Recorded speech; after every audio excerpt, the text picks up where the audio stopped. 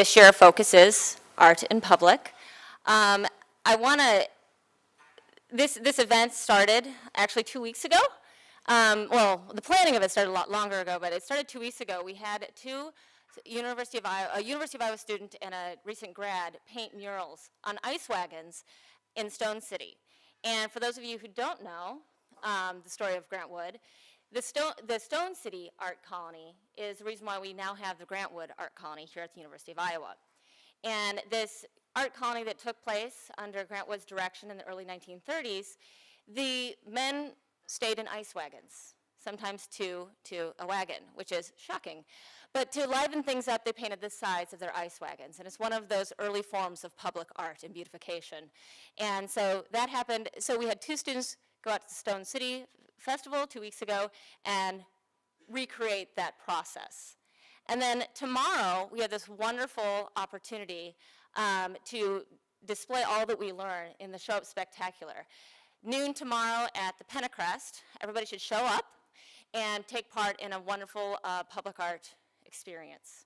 And there's more information about that in the back cover of your programs. I'd like to thank the Grant Wood Art Colony National Advisory Board, but especially the Grant Wood National Advisory Board Chair, Jim Hayes, who's here, and also member Kim Callahan, without whose continued support we wouldn't be able to hold these symposia every other year. We also have several current Grant Wood Fellows, Eliana Agnagnos, Brian Parker, and Brandon A. Williams, and Eliana will be joining us in a little bit to moderate one of the discussions. We also have several former fellows here. I see Terry Conrad's here already. We were fortunate enough to have 5 of our former fellows hired on as faculty. This wouldn't really be possible at all without our symposium planning committee members, and they consist of University of Iowa faculty and staff.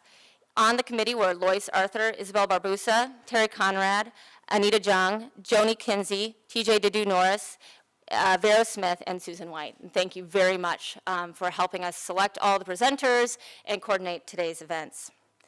And I'd also like to acknowledge Linda Snetzlar, who is the Associate Provost of Outreach and Engagement, and my boss. Oh, there you are. You're always in your seat right there. I should have found you. And finally, I'd like to thank the Office of Outreach and Engagement staff, Kelly Carr, Nick Benson, Travis Krause, Michelle Silman, Jordan Brown, Leslie Feener, Ellie Hoffmeyer, and Haley Peterson, who have been incredibly instrumental to making sure that everything went smoothly today. And I mean, Jordan has been called both a woman and also an IT specialist, and he's neither of those. So that's how well we just fill the hats that were handed. Now I'd like to take the opportunity to introduce Provost Sue Curry. Sue Curry was appointed Interim Executive Vice President and Provost of the University of Iowa in April 2017. Prior to her appointment, Dr. Curry was Dean of the UI College of Public Health, where she holds rank as Distinguished Professor in the Department of Health Management and Policy. Before joining the UI College of Public Health in 2008, Dr. Curry held senior leadership positions at the Institute for Health Research and Policy in the University of Illinois at Chicago School of Public Health, University of Washington School of Public Health and Community Medicine, and the Group Health Cooperative. Please help me welcome Provost Curry.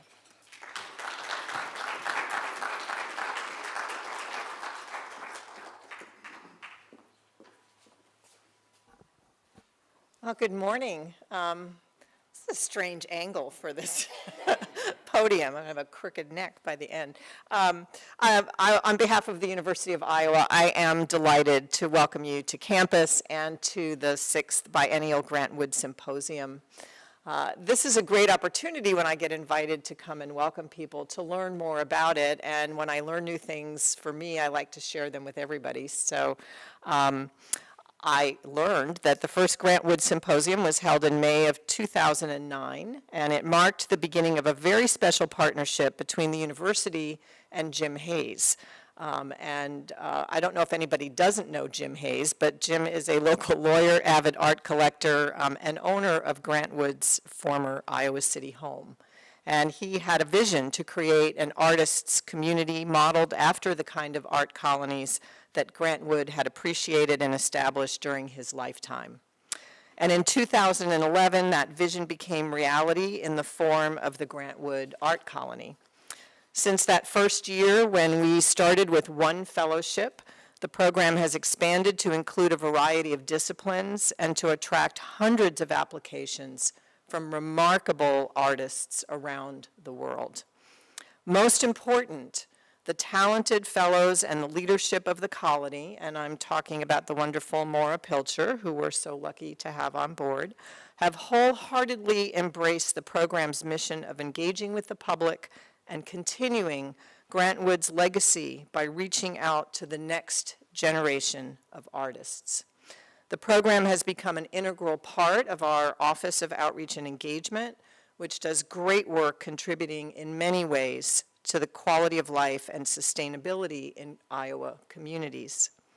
Through the work of programs like the Grant Wood Colony, as well as Arts Share, which is another core outreach and engagement program with a long tradition of sharing arts resources with communities across Iowa. Last year alone, hundreds of University of Iowa student, faculty, and staff artists participated in more than 300 arts events and reached more than 30 Iowa counties. Now, the Grant Wood Art Colony is, of course, built on the legacy of Grant Wood, who, as you know, had a special relationship with the University of Iowa and a special commitment to public art. In 1934, Wood was invited to be the Iowa director of the Public Works of Art Program, or PWAP, precursor to the WPA, which would employ artists to make public art. The PWAP office was housed at the University of Iowa, and Wood was at this time a celebrity artist who enjoyed national fame. The university invited him to join the faculty. He did, and from then until his death in 1942, he would continue to push boundaries and challenge students, including artists like Elizabeth Catlett, the extraordinary African-American printmaker for whom, by the way, we proudly named our most recently opened residence hall. Grant Wood would also continue to champion public art, not only creating it himself, but encouraging other artists to engage in it. And he would no doubt be pleased that we have gathered here today to celebrate art in public. And I imagine he would be delighted to know that there are students and faculty here from all over campus. The College of Law, the School of Urban and Regional Planning, the School of Art and Art History, the Division of Performing Arts, the College of Engineering, and many more. We also have speakers and participants who are not only artists and scholars, but also architects, attorneys, and community planners. I think this is a testament to the broad impact of public art, the many diverse roles we can play in creating it, and its importance in creating a sense of place and of community. We are lucky to understand that notion very well here in Iowa City, where we've all watched children run through the weather dance fountain stage, relaxed on benches painted by local artists, seen bare alley walls come alive with color through the Iowa City Downtown Mural Project, and walk down sidewalks with plaques that remind us that we are a UNESCO City of Literature. The University of Iowa is very proud to exist in such a special place and very proud to host this very important conversation about public art. My thanks to the Grant Wood Art Colony and the Office of Outreach and Engagement for all their work to put this together. And thanks especially to the participants who've come from far and wide to share their experience and perspectives. We have a terrific lineup of presenters, and on behalf of the University of Iowa, I thank each of you and each of them and each of you for being here to make this the enriching conversation that I know it's going to be. Thank you very much.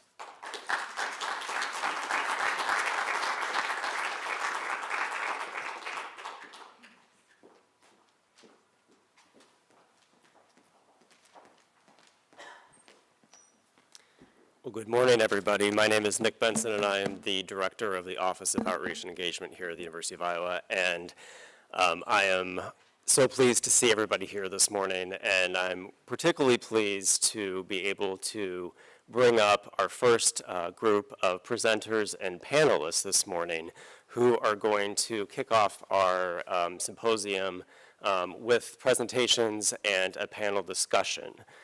So with that, I will bring up Dave Bright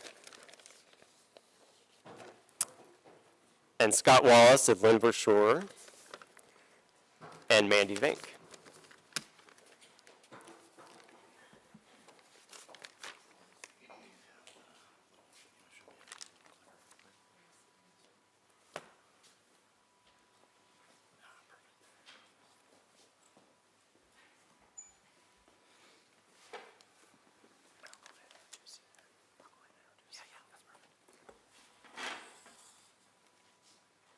So I will go ahead and do some introductions here, and what we'll do is have each presenter go ahead and present, and then we'll follow up with the panel discussion. So Dave Bright is an attorney who practices in the areas of real estate, land use, and real estate development law, business transactions, franchising and distribution, nonprofit and tax-exempt organizations, estate planning and probate, and art and museum law. Dave has earned the Martindale Hubbard's top AV peer review rating and is alumni of the Iowa City Area Chamber of Commerce Community Leadership Program. He was recently selected to author the Iowa section of the American Bar Association's Franchise Desk Book. He currently serves as the co-chair of the American Bar Association's Art and Cultural Heritage Law Committee, and he regularly contributes to its sections of the ABA's Year in Review publication. He is a frequent speaker at colleges and universities, local businesses, and continuing education events on topics that include business formation, estate planning, nonprofit and tax-exempt governance, and art and museum law. He is active in the Iowa City community through volunteering and board service, and he presently serves on boards of the Burr Oak Land Trust, the Cedar Rapids Museum of Art, the Cedar Rapids YMCA, the Iowa City Public Library Friends Foundation, the Iowa Volunteer Lawyers for Arts, and YMCA Camp Wapsie. So please welcome Dave Bright.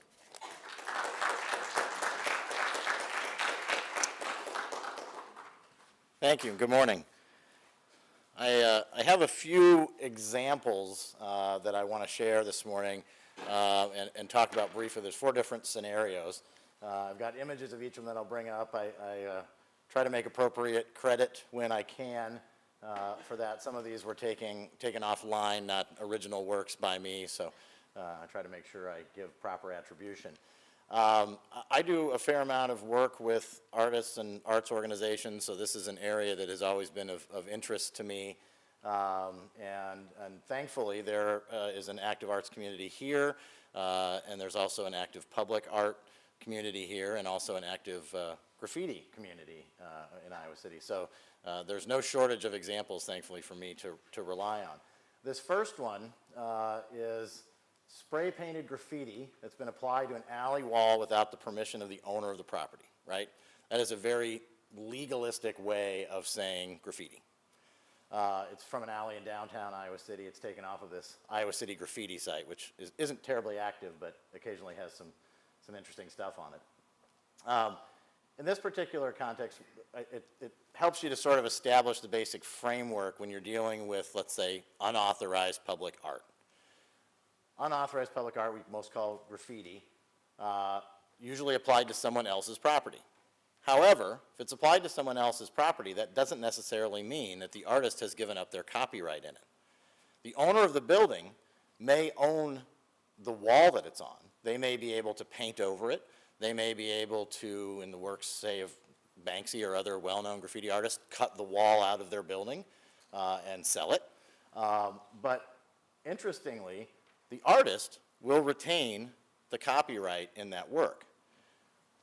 There have been some instances where people have taken images of graffiti, marketed them in clothing campaigns, other things for profit, where artists have subsequently sued them for infringing on their copyright.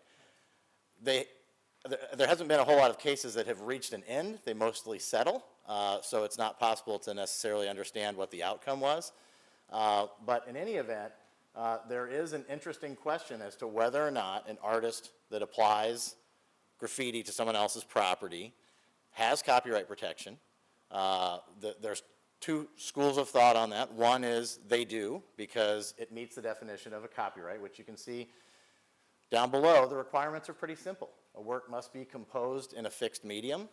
I think that's, no question, that's composed in a fixed medium. It's paint applied to a brick wall. And it must be original. Now, I'm assuming for purposes of today that that's an original work, that the artist who applied it to the wall didn't copy it from someone else. If they did, then arguably, unless it's a parody or something else that they're creating, that is an original work, and therefore, that would be valid for copyright. There is an argument that if someone commits a crime, that they shouldn't benefit from the copyright from it.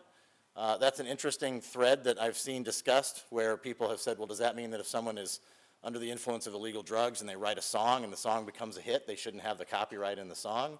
I'm not quite sure that we want to go down that route with creative works. That might invalidate some copyrights if that became the position. But nevertheless, I think it's interesting to note that as a threshold issue in certain situations, the artist still retains some rights in something that they did illegally on someone else's property.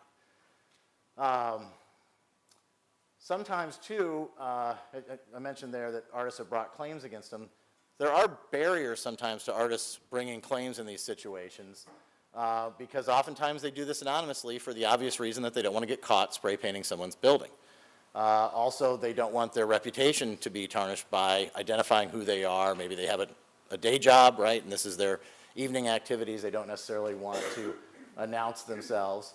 I made mention to Banksy earlier. Obviously, if the artist is someone who's well-known, that can change things. A property owner who sees something on their building by someone they don't know might just whitewash it with some paint and move on. If they find out that it's worth some money, they might be calling a structural engineer to figure out how to cut that section out of the wall without collapsing the whole building.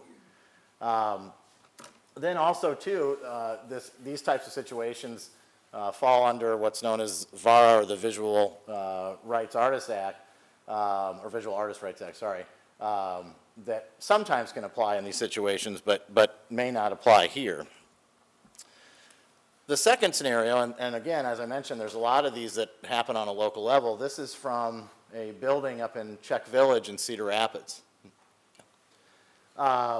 In this instance, this work was commissioned by the owner of the property. It was done by a graffiti artist whose name is Cirrus Fountain. I don't believe that's his real name. This introduces another concept here about works for hire. A work for hire can affect copyright ownership. Here, because the person was an independent contractor and not an employee, there likely isn't a work for hire consideration, and the artist likely retains ownership of the copyright. Now, this property was subsequently sold to somebody else. They decided to change the use of the building. It had been an arts facility before, and they're changing it, I think, to a retail store. And as they started to do their renovations, they noticed that there were some structural issues with the building, including in the wall where the mural was painted. And so, they had a new mural painted. It's their building. They can repair it, they can do what they want to it, and presumably included within those rights is their ability to change that work to another one. Now, there was some outcry in response that they covered up a mural that had been done to honor the Czech history of the area, that they didn't particularly like that being replaced, or maybe arguably didn't like the replacement. But in this particular situation, I'm not sure there would be much protection for the original artist. Number one, because the mural is affixed to the building. It's a part of their property and they can change it. And secondly, VARA likely wouldn't apply here because the artist was not an employee, they were an independent contractor. And because the work was created under a pseudonym, VARA doesn't offer protection to works that are created under a pseudonym. They have to be created under your name. And that goes back to the identity problem that I was talking about before, where someone might not be willing or able to enforce their rights simply because they don't want to identify themselves as a person who does that kind of art. That may be part of their image, may be part of their reputation, they may not want to get fired. It can be a complicated area for them. This, obviously not local, I had to go outside of the state of Iowa to get this one. But this is a yarn. I really like this one. This one's got a lot of different levels on it. So the original sculpture of the bull is an unauthorized piece that was placed there without permission from the owner of the property. The yarn bomb was also applied to it without permission of the owner of the property or without permission of the original artist who did the bull. Similarly, you may recall there was a sculpture of a young girl that was placed opposing the bull at some time. Interestingly, the artist of the bull didn't like that the artist of the girl put theirs opposite his, which I thought was just an interesting irony, that he didn't like other people putting unauthorized art on the same property. But sort of clearly depends on what your perspective is there. But in this particular instance, it introduces some other questions that pertain to the municipality. Does the municipality have a role here? Does New York have to do anything about this? That I have not so young children anymore, but I can imagine my young children looking at that and immediately wanting to crawl on top of that. Obviously, they would probably want to do it without the yarn bomb on it, but let's say they crawled up on it and there was a hole in the yarn bomb and their leg slipped through and they flipped and they hit their head on the ground, right? Instant personal injury lawsuit against the city. You can see how those types of situations can arise when you start to get into different types of public art. And again, you have the copyright questions here. Who owns the artwork? Well, arguably the owner of the real property does because it's there. Who owns the copyright? Obviously the artist does because it affixes to the piece. That starts to take you down the road of what should municipalities do in this situation? Should they press charges against the artist? Do they have a code that even addresses these situations? Many municipalities don't. This isn't something that's necessarily in their wheelhouse. Now, some place like New York, I would expect would have considerable municipal codes on public art, but in other areas you wouldn't necessarily have that advantage. Last scenario, this is kind of my personal favorite. This is a local piece from here in town. This was installed originally where the biology building east is located over on the east campus. At some point, I don't exactly know when, I assume when that building was being built, it was relocated. It's now down in Terrell Mill Park, and I apologize for the quality of the images. I stole these from City of Iowa City zoning documents. But you can see it in that top picture. Now, one thing that I think is interesting to note is it's changed a little bit. That's the original placement. And as you can see now, it's more in a row, and it's more upright than in the original picture there. That introduces another interesting question for public artists, is if someone changes their piece, if someone moves it, if someone destroys it, then they can have claims under the Visual Rights Act. And so here, I think, now the artist is deceased, so it'd be a question of whether or not the artist's estate would have any question in it. And I know that this is, the reason that this is in these public documents is they're considering it being relocated to another spot. So as a part of that, I hope they put it back in its original configuration.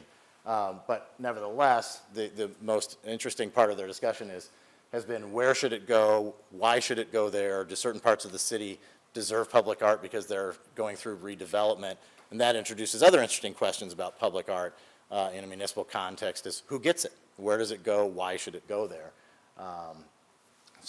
I'm sorry to have to rush through a little bit, but certainly we have time for questions as we do the panel, so if anybody has any questions for me as we proceed.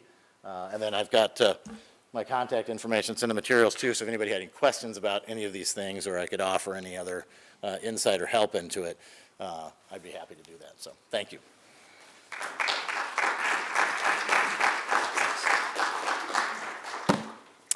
All right, our next presenters are Scott Wallace and Lynn Verschoor.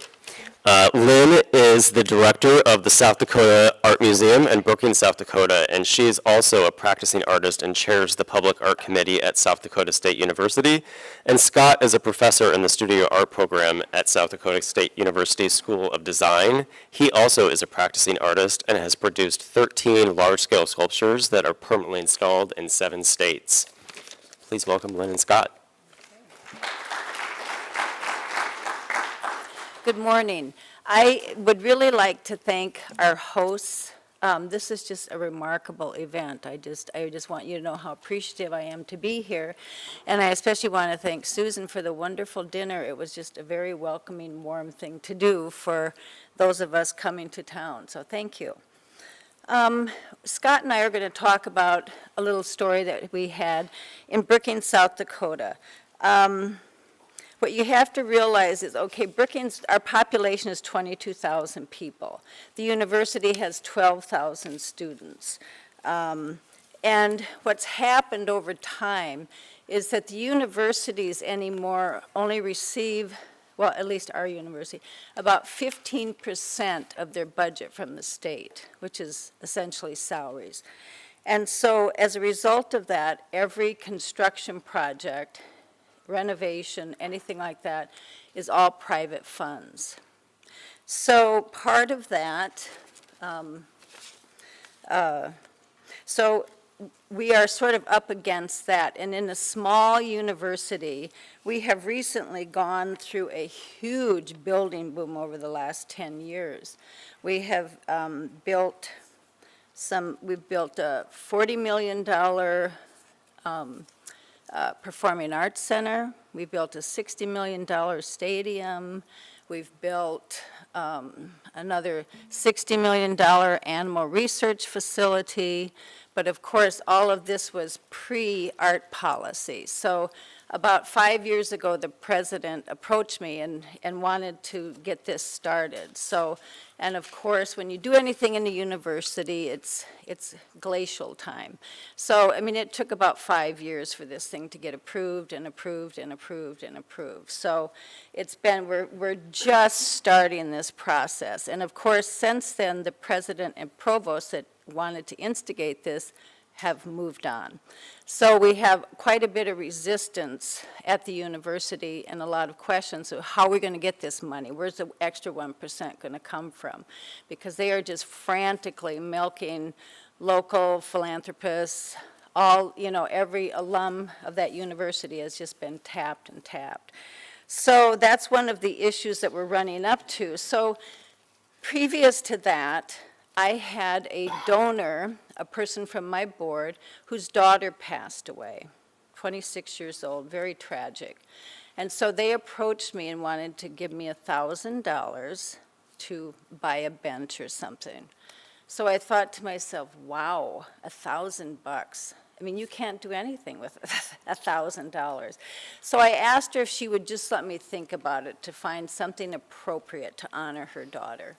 And so I thought about it for about a year, and they're business people, and they do not like things to take long. So she kept pressuring me, come on, what are we going to do?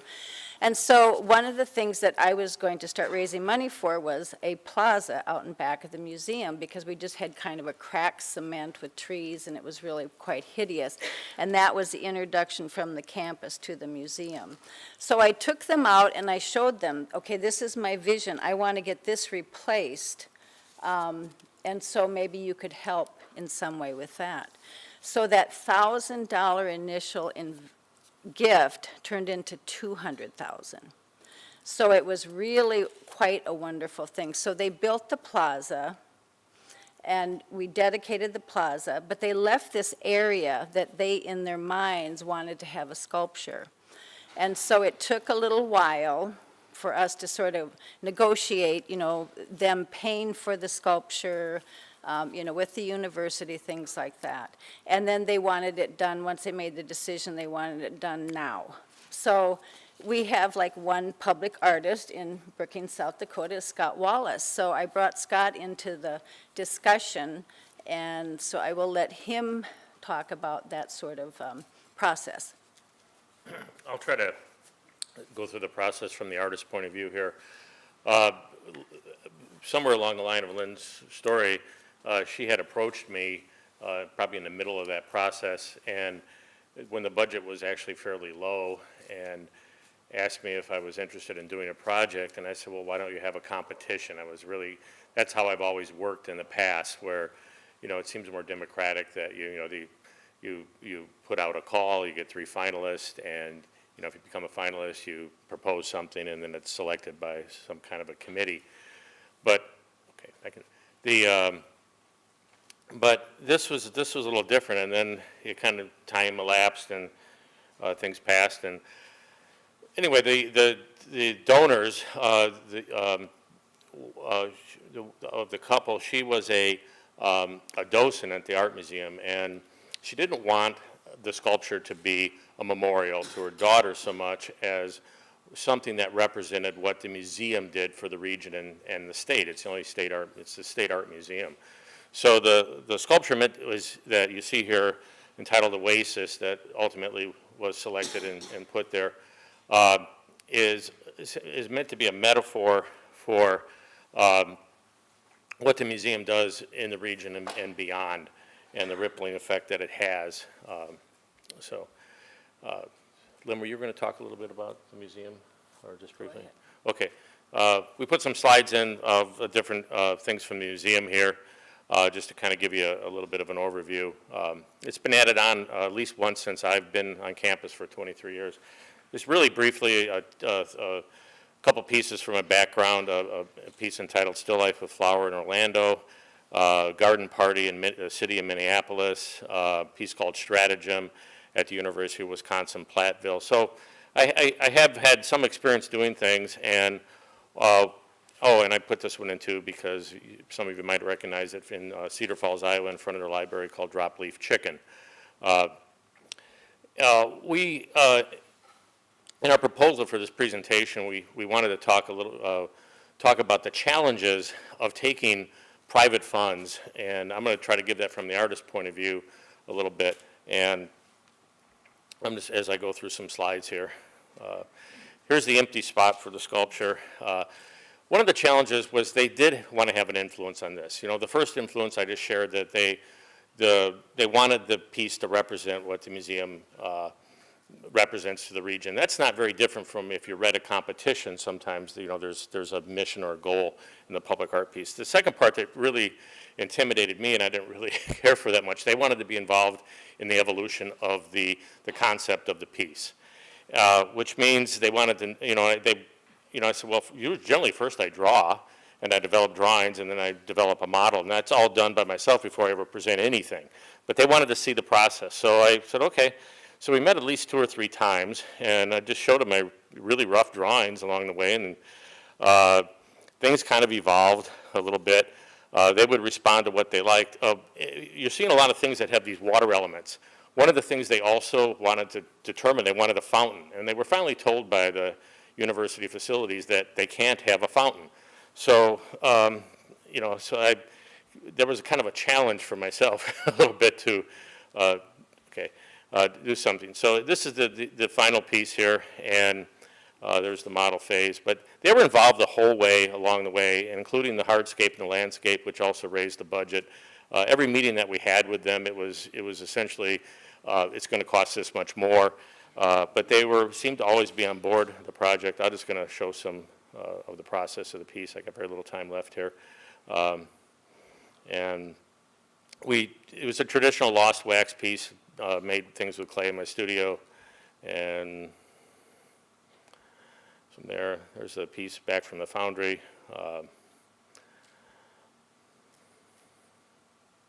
Lynn, did you want to add anything? One of the part that I was a little nervous about is, they wanted an unveiling. I said, unveiling, I've only done that once before, and but we had an unveiling. It was a great party. I think they paid for it, or somebody did, yeah. and it all ended up really well. So I think what some of the questions that we had is we're trying to state that it was a really positive experience for me from my artist point of view, and I think Lynn felt the same way. Although there were some challenges along the way, we felt like we handled it in a responsible manner. We can talk more about that in the panel discussion and go from there. So, okay.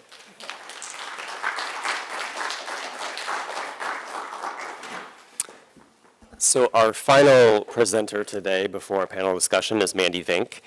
Mandy has a long history of introducing creative placemaking and public artworks into the public's built environments, and she currently oversees the public art program for the city of Boulder, Colorado, and is working to support the community cultural plan's charge to reinvent Boulder's public art program through the creation of new policy, processes, and most importantly, types of public art projects. Prior to this position, Mandy managed helped manage public art projects for the city of Denver, including the Denver International Airport's Hotel and Transit Center Public Art Commissions. If any of you fly through the airport, you should see it. It's really cool. We were talking about it before we came up here. She is personally interested in challenging tradition and expanding opportunities within public art. Vink works to create projects of diverse experience in media, duration, content, artist, narration, and engagement. Her interest is also in the role conservation plays within a public art collection's narrative and engagement. So Mandy, come on up.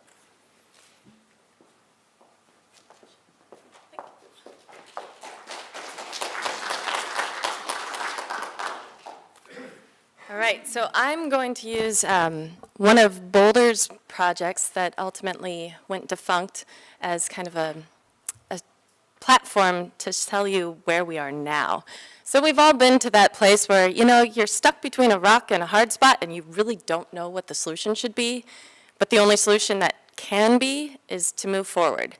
And you're going to have a myriad of options of what moving forward looks like, and you're going to have skeptics and supporters no matter what decision you choose. So that's where Boulder was back in 2013. Just a little bit of backstory here is that the city of Boulder did not until 2015 have a formalized public art program. And so in integrating public art into various places around the city, it was all ad hoc by various departments. So the library, the main Boulder Public Library, was undergoing a significant restoration and decided to utilize the best practices advertised by Americans for the Arts in selecting an artist for this project and using a 1% budget. So that's 1% of the overall construction budget for the project. It was a great process. I'm still going to defend this. But the city, you know, had a project-specific selection panel, went through an open call, had proposals developed specifically for the site. And the artist team that was determined was R&R Studios out of Miami, Rosario Marquardt and Roberto Bejar. Fantastic group. And so they wanted to really kind of move the needle on what the experience of public art is within the city of Boulder. Traditionally, there were a lot of bronzes that were donated, figurative and a lot of bronze animals as well. And then a lot of artist-designed handrails, but nothing beyond that in terms of what the artistic experience is within our community, which is interesting because Boulder, much like Iowa City, is very much known for being a place to be a creative. So as soon as the design was revealed, we have a rather vocal community. For example, I'm going to go to my prairie dog slide real quick. So within Boulder, we have prairie dogs. It's much like a squirrel here. But just to tell you how engaged our community is that we have a 12-member community board called the Prairie Dog Working Committee that writes rules and policies and procedures on what to do with relocation and humane treatment of prairie dogs. So we have a vocal community. So going back to the YES project, what happens is that there's a lot of opportunities for public engagement, much like this. City Hall, you come to council chambers, you have 3 minutes, you speak up. There was a small but very vocal group of individuals that decided that this proposal was in fact not art, but perhaps a sign instead. And so at the time, there was no protection for public art or for the process.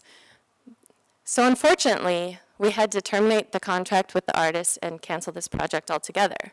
But it made for a great opportunity because at the same time, the Office of Arts and Culture was embarking on a community cultural plan in which we engaged with over 2,000 community members that otherwise, you know, might not have time or interest to engage in the traditional forum that our city typically responds to, in which you come to city council and you speak up. So this was engaging with individuals from across the community to really understand what our community wanted in terms of arts and culture and how the government should interface with that. There became 6 priorities from the community, and we decided to focus on 8 strategies of how to help support that through the Office of Arts and Culture, and one of which was to reinvent the public art program. They were tired of having things faceplant, quite frankly. Since the 70s, we've been trying to introduce a % for art rule. Never happened. A lot of projects either got momentum and then just had to kind of be tucked away, or some of the designs just never got realized to the extent that they should have been. So not only in reinventing the public art program, is it about commissioning, but it's also about maintenance and conservation, and the legacy and the relationships that you build with the artists and the community collectively. So this was happening on one side of the scope of how public art got to where it is now. And at the other time, the funds from the permanent commission through R&R Studios were then reallocated into a bunch of temporary interventions, which we call experiments in public art, using the city as a laboratory, which, you know, it's a university town, we like research. And so we were doing a bunch of temporary projects to really kind of say, does it have to be a figurative bronze? What else could the potential be? So this is Emma Hardy, who's a local artist, and it's important to note that the projects themselves, we needed to have a diversity of artists, a diversity of materials, a diversity of duration and experience. So Emma Hardy was local, but they were also regional artists, national artists, and international artists as well. She actually works primarily in bronze, but decided to make these extra large beetles to reference our sister cities and their puppets. So they're about 8 feet tall and wandered around town and just was an element for engagement. We also had artist Matthew Mazzata out of New York. He turned his into more of a residency approach, in which he came to Boulder, lived there for 3 months, and said, you know, the 3 themes that I'm seeing within this community is that you have one of the highest concentration of federal research labs, you love food, and you love the outdoors. So what's the conversation happening within those 3 disciplines simultaneously? So he then partnered with 3 restaurant owners, Rowdy Mermaid Kombucha, Shine Restaurant, and then Fortuna Chocolate, and developed a menu that had only 3 items on it, and of each item, there was an ingredient that's anticipated for extinction, an ingredient native to Boulder, but anticipated for extinction due to climate change within the next 20 to 40 years. So we moved this table around and had folks just show up. We didn't blatantly advertise it. I kind of like to go the guerrilla tactics. And so another piece about this project is that it was self-serve. So there's kind of this weird psychological angle that we took on it too, of like, are you going to engage or not? And for Matthew, it was much more about the conversations that happened at the table, as opposed to the fact that it's what he was serving and what story he was telling. He wanted it to be more about the artist's story.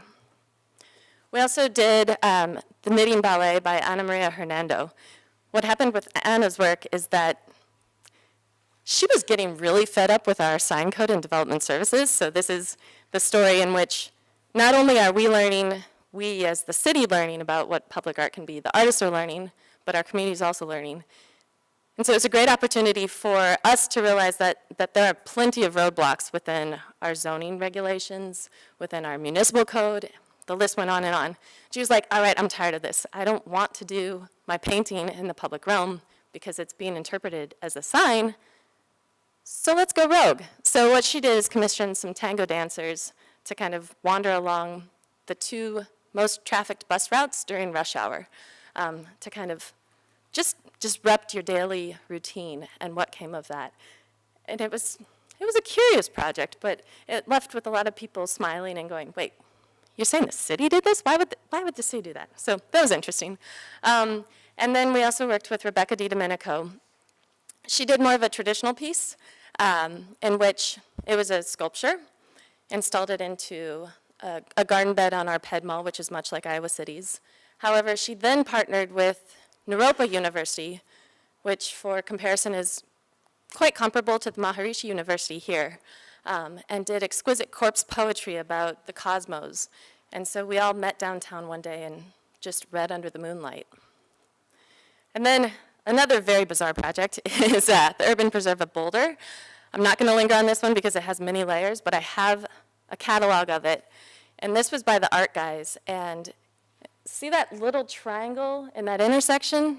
They decided to name that an urban preserve because who gets to say that the 45,000 acres that we have of open space is worthy, but that's not worthy of being designated as a very urban but preserved space.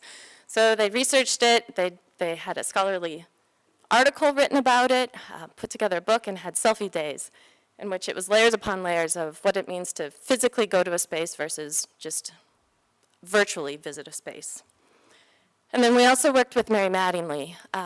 This project, again, we actually housed on private property as opposed to city property because of how many interruptions it would have received if it had to go through zoning and permitting. It's called Everything at Once, and it's using a decommissioned military trailer, and then wood from a public school that could no longer get enough funding to stay in service and operation in Wisconsin. And so she was taking that conversation of where our priorities are from a federal level in terms of investment, and put it into a strange parking lot. This would be similar to siting it at the old Menards building, and put a meditative reflecting pool in there to help people try and have that conversation. So that was a very, very brief summary of 6 of the 12 projects we did through experiments in public art. From there, the goal was, maybe it wasn't the goal, but what resulted is the strategy is kind of inundating all of us simultaneously with all of these different ideas and practices and what to do and how to really engage in conversation. It was much more about the conversation and the commitment to our collective community to make a public art program that fits our community. So then we've invented the Creative Neighborhoods, which it's all on private property, stipend for an artist to paint on residential spots, and all of that is run through the agreement between the artist and the resident.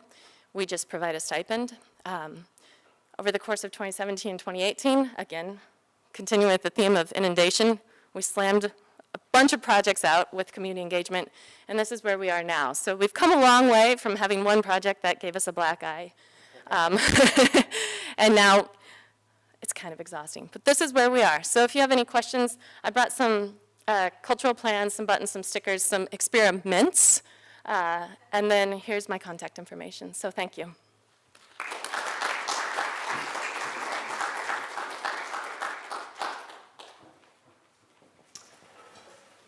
Wonderful. Well, thank you all for those great presentations. Now we get the opportunity to sort of dive a little deeper into some of the issues that I think you can see resonate with everybody who was presenting this morning. I will also say that as we talk, I think where's Maura?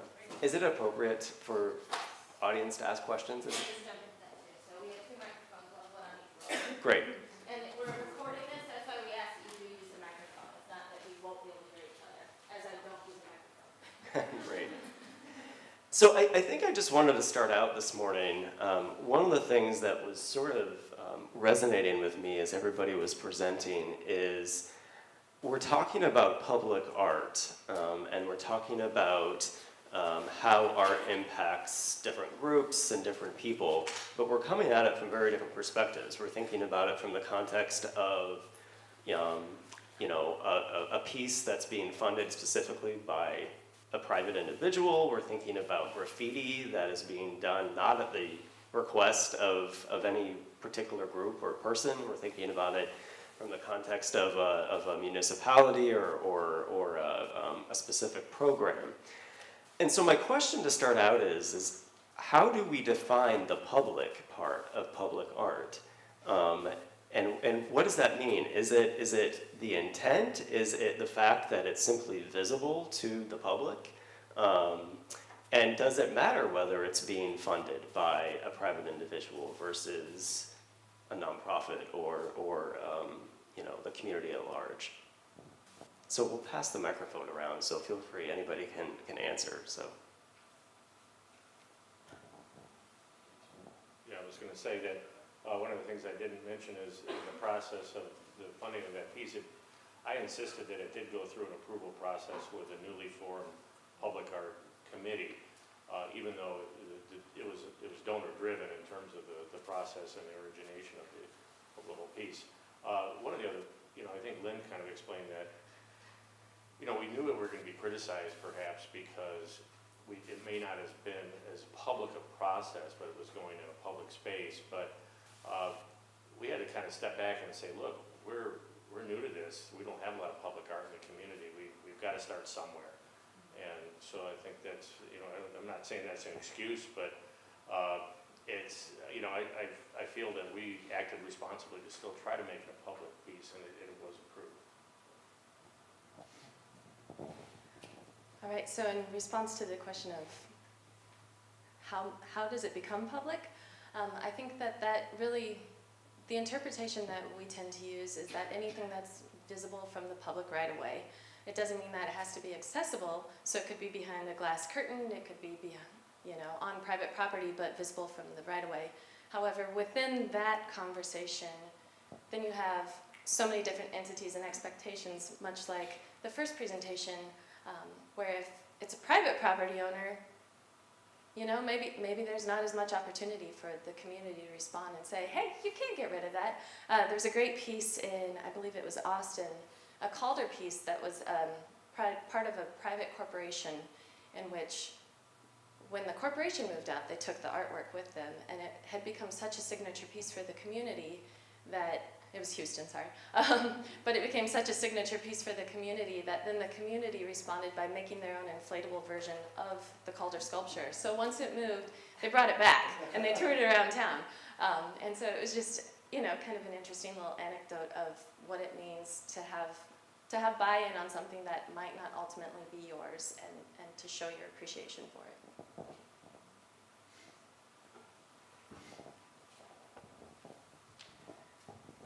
So kind of along those lines then, how do you define who the stakeholders are when you're creating a public art project? And what are some of the mechanisms that you use to engage those stakeholders in the process?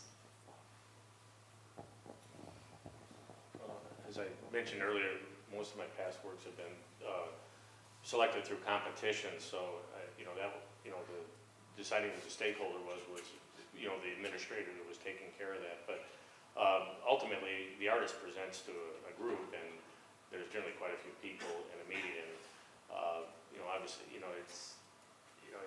it varies, but you can't represent everyone. But you'd like to think, from an artist's point of view, that the community is represented well. I'm part of the policies, because I'm writing one for the university and for the city. And so you have to build that in, and you specifically name, obviously someone from facilities needs to be there because they're going to ultimately take care of the thing. And then of course from budget, so you have, and then the faculty or the department representatives from the department that's going to be building the piece. And then we also invite members from the community, and then we invite students and other faculty. So it can be kind of a larger group, but I think it's well represented. And we spend a lot of time thinking about who to invite from different areas. And we also open it up. And in the city, we're doing the same, we're structuring it the same thing. Those people that absolutely need to be there, who will have charge of it, and departments, and then open it up to the public too. And I worked in another city where they have a huge public art program, and then they also had where the public could come in and leave comments. So it was open after the original committee kind of went through. So they took all of that feedback into account. So the one thing that Boulder learned was not to surprise our community with designs, but yet at the same time you have to be really respectful to the artist and protect the opinions and the ideas, especially because we all know that the original proposal you get is never really the end product either. And so specific to that community, as was mentioned earlier, I came from Denver, where we have, dare I say, a kind of a bull-headed public art program that's been around for 30 years now. But in Boulder, it wasn't the case at all. So over time, we've tried to figure out how to have those moments of engagement so that nothing comes as a surprise, because there's a lot that's done behind the scenes between selection and actually putting the work in the ground. So every year we do a project, or we do an open house, in which it's getting opinions and ideas from the community of what you would like to see. Additionally, we do the thing called the Good Bad Public Art Show, which it gets a little racy, but it's a chance to show kind of the best practices and projects that have been acknowledged by Americans for the Arts as being of merit over the course of the year, and having a conversation with our community of, well, is this good, is this bad, do you like it, do you not like it, what is it about it? And then also inviting the artists in, not necessarily to showcase their design, but instead to introduce the artist to the community, because it seems like once you forge those relationships, there's a better possibility of having investment and commitment from the community. Because we all know that not everybody's going to unanimously like a piece. Everybody's going to have a piece they hate. Everybody's going to have a piece they love. But at least if you can engage with the person, you come at it from a more humanitarian perspective. So it's been interesting. There's no right or wrong way of doing this at all. And so right now it's still a little bit of throwing spaghetti at the wall and seeing what sticks, but knowing that engagement is important while simultaneously kind of nurturing the artist, because I think a lot more obligation has been placed on the artist these days too, in terms of what it means to be a public artist. So.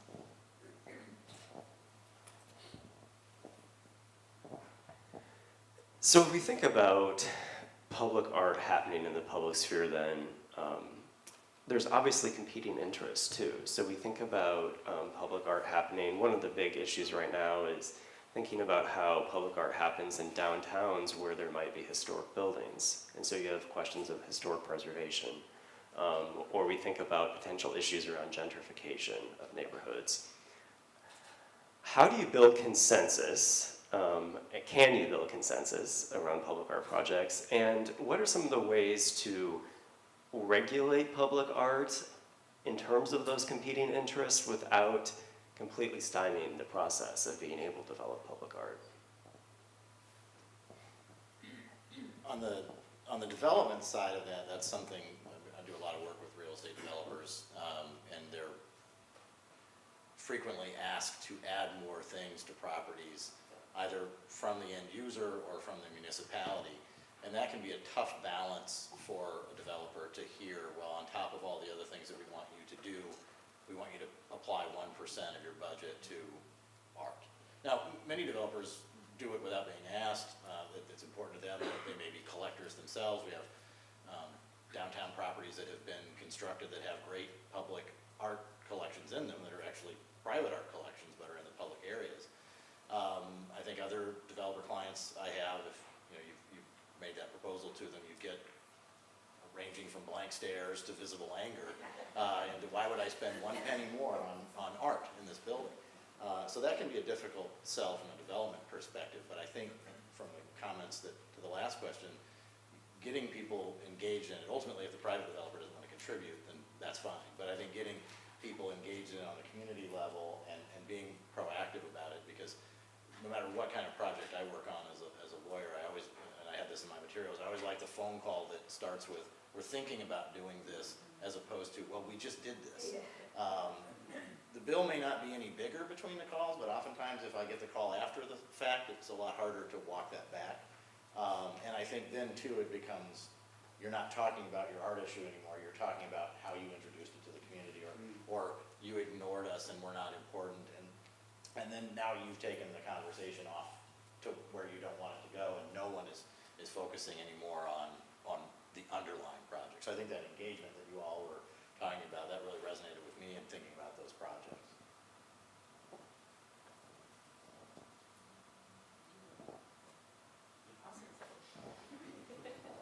Well, I think one example that we're probably all very familiar with happened at the Walker Art Center. Very sad story that is. And so I think, it doesn't take that much to engage your community. I really don't think so. And I think that as an art museum, that's been my primary goal throughout everything we do. We do focus groups, we talk to different, we just constantly try to get people to give us feedback. I think that's just healthy. And plus, it's just a lot more interesting, I think, because we can sort of get in our little vacuum and just produce shows and expect people to come. Well, we've got to identify who would come, why would they come? Let's think about those kinds of things. So community engagement, and you're lucky you have a department here in Iowa City of community engagement. I don't believe we have that at SDSU. So I've written that down. So it's a great opportunity. Jump in real quick. And I also want to reference 2 different programs. I know there are many more, but I know in Nashville, they do a public art boot camp, which is specifically for communities that want to embark on their own public art to avoid gentrification, but actually instead kind of encourage social cohesion. And then there's a creative placemaking program in Denver called PS You Are Here, which means Public Space You Are Here, which, again, it has to be a neighborhood that applies for it, with an artist within the neighborhood, embedded within the neighborhood, to kind of tell that unique story within that space, as opposed to kind of exporting and growing and developing beyond that. Yeah, so, is this on? Okay. Your definitions of public art, I think everybody in this room is familiar with Des Moines, where we have a wonderful sculpture display, basically in the middle of downtown Des Moines. But the whole thing was assembled by a very wealthy fellow who's a philanthropist and art collector for well over 50 years. He very magnanimously has given sculpture all over the museums and public institutions of different types. Would that park in Des Moines with all those wonderful sculptures be considered public art? Or is that a private outdoor museum? And, by definition, how does that work? Because the community didn't really commission anything. It was something that this fellow worked out with the city. He owns the land, I believe. So I'm curious how that works within your definition. And then my problem with the graffiti thing that Dave brought up is I have an art gallery downtown here in Iowa City, but I also own the building. And on the alley, the graffiti, the kids come and do graffiti all the time. And, a week later, I get a letter from the city that I've got to paint the building again. And so I view that as vandalism, And so I guess the difficulty I have with, people making the claim that, well, graffiti's art, and I understand that, and being in the profession, I totally get that.